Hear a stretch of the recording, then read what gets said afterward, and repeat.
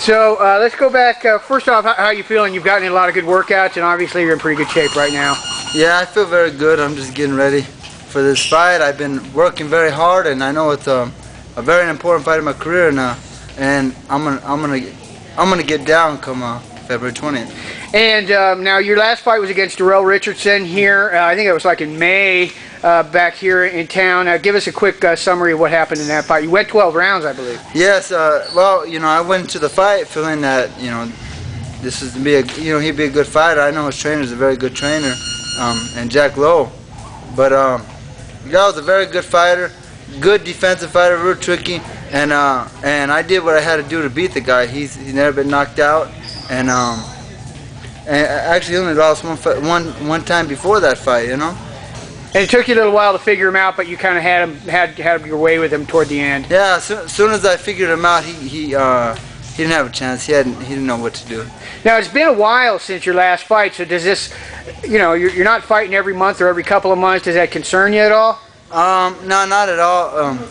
I wanted to fight. There's a couple times I was supposed to fight in November, then December, and actually in October first too. And the fight kept getting postponed, but now I'm signed with Star Boxing, and they got me this fight on ESPN so they can showcase me, and I'm gonna make the most of it. People know who I am. If you're in boxing, you know who I am. But I'm gonna be a household name this year.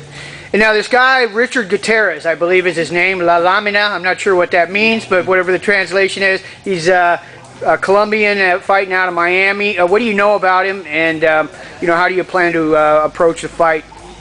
I know that he's a kind of aggressive fighter, very lazy fighter. He comes out good, he comes out strong in the first round, then he just lays around for the second round, and then I know I think he's smaller than me.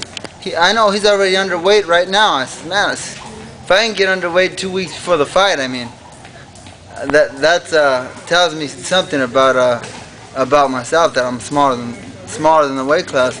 But also, he lost to a guy that I beat in the amateurs of Angulo? Angulo, yeah. I'm thinking Gutierrez. I don't know why. Oh, because Richard Gutierrez. Alfredo Angulo.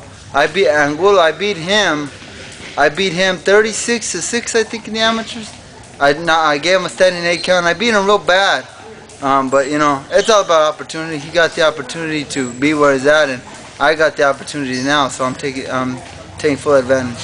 And you are, I looked it up, in the IBF, I think you're ranked like 13 or 14 right now. Some of the other ones you don't really show up on some of the other sanctioning bodies, but so you're sort of on the horizon, on the periphery, and obviously you would like to get up there. I think it's Vernon Forrest is still kind of ranked number one or champion. It holds a couple of belts, 1 or 2 of the belts. But he's like 38 years old, so yeah.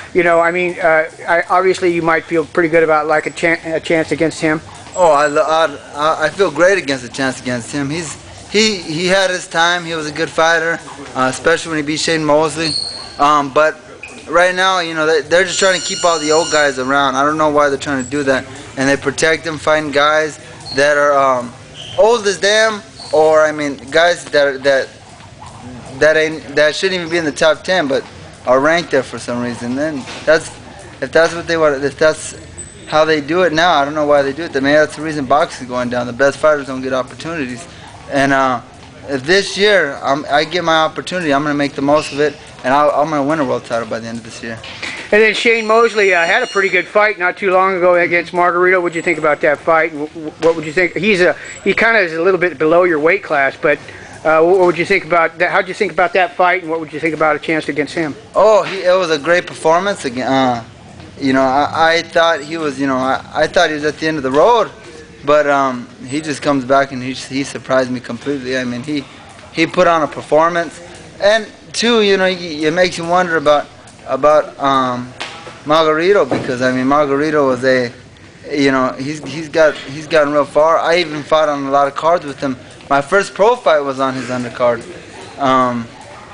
So you see Mosley come up and beat him. I guess Mosley's still hungry. He had a lot of proof too. His wife was his manager all these years, and she left him, and they're not together no more. He has a new trainer. He just had a lot to prove, you know. So he went out and proved it. As a fight against him, I'm not Antonio Margarito. I'm not slow. I don't do the same thing over and over again. I'm more hungry, and man, I think I'll do very good against him. I feel I beat Shane Mosley. And finally, that's one of the good things about where you're at is you're only 24, so you've got a long way to go. Even if something didn't break for you this year, you've got time. Yes, I've got a lot of time, 24, but I've been fighting pro since I was 18 years old, and you know, I'm just really hungry. I'm waiting for that opportunity, and you know, I'm a family man. I got a wife, I've got a son, and you know, there's a lot of things that held me back before, but now that I'm with Star Boxing, there's nothing that can hold me back anymore. Excellent. Thanks a lot.